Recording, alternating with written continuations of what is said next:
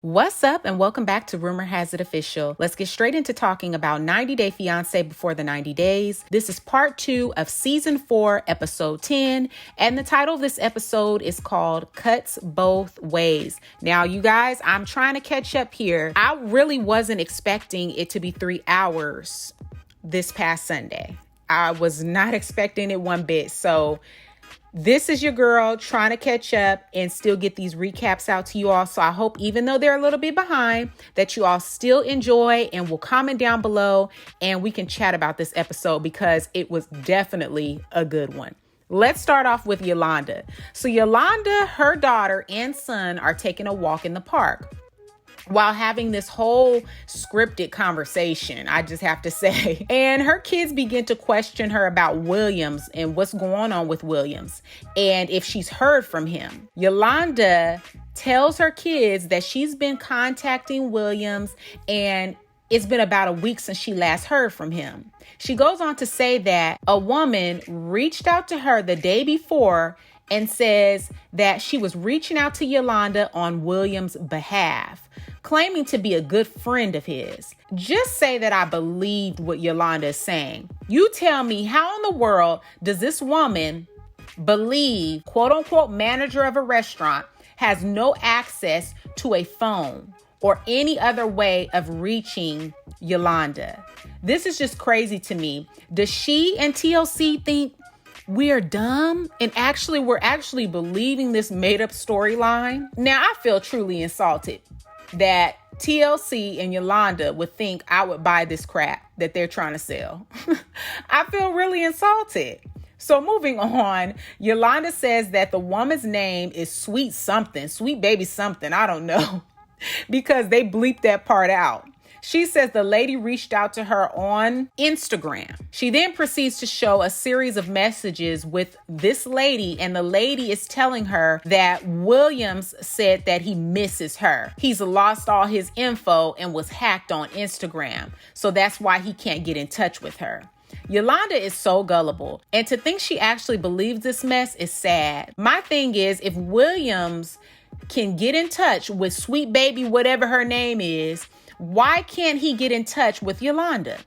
I'll tell you why, because this is all a bunch of lies and crap. That's why. These lies aren't matching or lining up that Yolanda is telling us. Yolanda seems to believe that her conversation with Sweet Baby whoever confirms that the threatening email that she received is not a scam that came from Williams. Both of her kids are very aware that their mother is very naive when it comes to things people do online, and they don't think that Williams is real. Her son says he doesn't want to see his mother go down a wrong road and get hurt. Yolanda's son says to his mom, how does Sweet Baby something talk to him if you can't? How is he able to converse with her and get in touch with her and he can't do the same with you? Yolanda says, that's a good point. That's a good question. I didn't think of that. Oh my God, y'all. I simply cannot. Comment down below and let me know your thoughts on poor Yolanda. Well, I shouldn't even say poor Yolanda. I don't even feel bad for her. Just comment down below your thoughts on Yolanda and all of this mess. Let's move on to Avery and Ash. So it's the day of the dating seminar Ash is hosting. Avery says that seeing him host this seminar will allow her to see how he conducts himself with his clients. And if she doesn't feel 100% comfortable about what he does for a living, she won't be bringing him to America with her. So the seminar gets started, and immediately I'm thinking to myself, is this his first seminar? Because he doesn't seem too confident. And also, he looked a bit nervous. Now, I'm thinking, is this something that he just threw together? Because he did say that doing the seminar allows him to touch more people, and he can see the lucrativeness from a monetary standpoint. Ash, during his seminar, starts off by saying he's going to be teaching them how to find a man and not kill him. You guys, oh my goodness. He goes on to say, don't kill him because women don't really understand the ways that men work in their brain. Avery says that it's only been a few minutes into the seminar and she can feel the room getting tense. I mean, the look on all of the ladies' faces says it all. And I'm truly surprised that they didn't start getting up and leaving one by one or even all at once. I'm so surprised. Avery felt as though Ash was talking and he came off sexist. Now, comment down below your thoughts. Let me know what you think about that. Avery says previous to the seminar, she has never gotten that vibe. One of the seminar participants tells the camera crew that she came to the seminar very optimistic, but Ash seems out of his depth. Ash is faced with a question and he starts stuttering. This whole scene had me weak. When I tell y'all, if you followed my Insta stories, because while we were watching this, I did some Insta story posts on the episode live. And y'all seen in the stories, I was laughing because it was just hilarious to me seeing him crumble. It really was. Ash just can't get it together during this seminar, and you can tell that he's trying to freestyle. He has no clue what he's talking about. You know, he's telling them to give him 1 second while he pulls his phone out. And I don't know if he was looking at notes, but dude just couldn't get it together. He was like, I need a moment, and walks out of his own seminar. Avery follows him, and it's like, what was that? So comment down below and let me know your thoughts on that scene. Let's move on to Ed and Rose. So Ed says that he screwed up this morning. Yeah, you think? So he screwed up when he told Rose her breath is not pretty.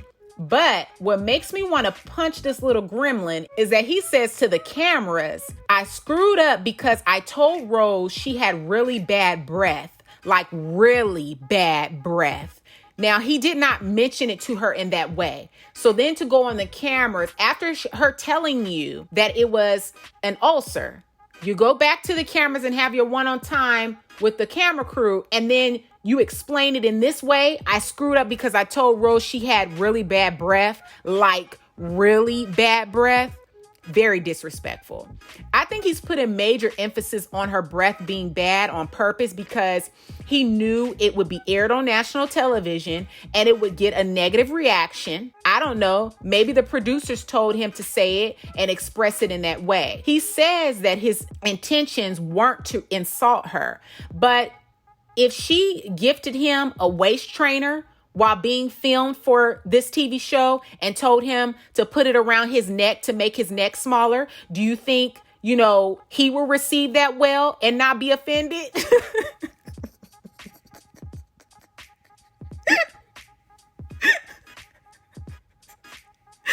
Now, y'all can tell I'm real mad because it's like, I don't even care no more. At first, I was trying to be nice and tread about old boy, but now he done made me real hot. Like, it's true, though. If she said some really offensive things to him, would you think he would be okay?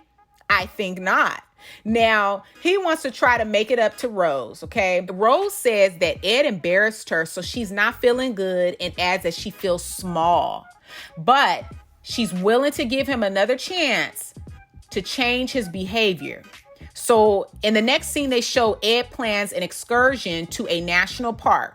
Once they arrive to the national park, let's just say karma hits Ed rather quickly because one of the monkeys jumps down on Ed's back and he's panicking like a little chump.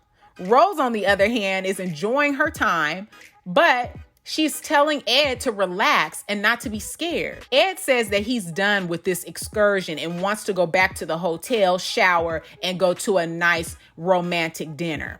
Now, that was the first time I heard him mention taking a shower since he's been in the Philippines. I just have to point that out. Now, when they walk back to the boat, he says to Rose, "Can I get a kiss?" Now, if her breath is really that bad, that sure isn't stopping him from wanting to kiss her. Makes me wonder if he was lying about her breath smelling. Hey, you just never know. So later on that night, Ed says that he has a special night planned out for Rose. He says that his hope is for him and Rose to grow closer, relax, and just be with each other. At the dinner table, Ed makes a comment about Rose being beauty and he's the beast. Oh my God. Rose says that she feels happy and feels loved because she feels as though they're bonding with each other. She goes on to say that she wants Ed to be a part of her life and wants him to propose to her that night. Ed goes into this list of things that he wants out of the relationship, and Rose says, "Do you want that with me?" Ed takes a pause and says, "I think so." Ed is still tripping about Rose's sister, Maria, and whether or not she was a part of wanting money from him. So now he touches on how he's not 100% sold on Rose, and then says, can he talk about it after dinner because he's hungry? And Rose is like, no, I want you to tell me now. So Ed tells Rose that her sister, Maria, came to him wanting money, and did she know about it? Comment down below and let me know your thoughts on that scene. Let's move on to Darcy and Tom. So here we have Tom at Darcy's doorstep. Tom really thinks that he's starring in a lead acting role, showing up with his leather jacket and aviator shades, with a flipping letter that he could have just mailed to Darcy for real. Once Darcy comes to the door, he tries to present this letter to her, but Darcy is real firm with her choice not to take anything he's trying to give her. In this moment, I'm truly proud of Darcy, I have to say, because while they both have made some mistakes, I think it's great when you can realize that a relationship just isn't working, when it's toxic, and you're continuously going in circles, and you just need to let it go. I think this time around, she was able to take her power back in this situation, because other times it's always been the men leaving her, embarrassing her, and dumping her in a rude way, and also in an inconsiderate way. So I love seeing her slam the door in his face. Yes, I did. I really think that his visit was more so encouraged by the producers. And also, it was a way for him to redeem himself, because he knows the things that he said to her in New York were nasty. Like, for instance, talking about how she picked up weight, just digging at her and being very rude. Now, he knows that at the reunion, the things he said, it's going to come back to bite him. And some of the fans of 90 Day Fiance, they're definitely going to chew him out. I feel like what he's doing is damage control. Now, that's just what I think. Comment down below and let me know your thoughts. So Tom, during this visit, he wants to come off as Mr. Nice Guy, that's so remorseful for the things he said. And he wants to pay Darcy all of these compliments. You're a good woman. You're a good mother. All of this, that's very manipulative. Okay, I just have to say. But it's crazy because as soon as she didn't get into it and buy the things that he was saying, he switches up with the quickness. Darcy telling Tom, go be in love, and it was nice knowing you, while slamming the door in his face, that sets Tom off. He said that he was pissed off that he wasted his time coming there and put the letter under her windshield wiper of her car. Comment down below and let me know your thoughts on that scene with Tom and Darcy. Let's move on to Stephanie and Ericka. So Ericka takes Stephanie to make boomerangs to experience more culture from Australia. Now, Stephanie says that she's trying to be more open-minded and feels that they are now back on track. This scene was pretty boring to me, I just have to say. So let's just move on to Geoffrey and Varya. Now, Varya says that since her mother and brother now know about Geoffrey's past, they don't trust him. But she, on the other hand, is willing to give him one last chance. I think that she's really confused, because she also says right now it's hard for her to see a future with him. So what I don't understand is, why be open to giving him another chance? So Varya and Geoffrey are headed to meet his friend and go on this camping trip. Once they meet up with his friend, Varya says all she knows is that they met in Mexico years ago, and he's your typical Russian. Now, at one point, while Geoffrey goes off into the woods to use the restroom, his friend says to Varya, what do you think of our friend? Varya tells him that she likes Geoffrey, but is still taking notes on some things. his friend tells her that Geoffrey is a great guy and then tells the camera crew if Varya wants to go to a different country that she should. Varya says that her dream is to be with her other half, and somewhere in her heart, she has a feeling that maybe Geoffrey is her destiny. I don't know about that, Varya. Like I said, I think this woman is very confused.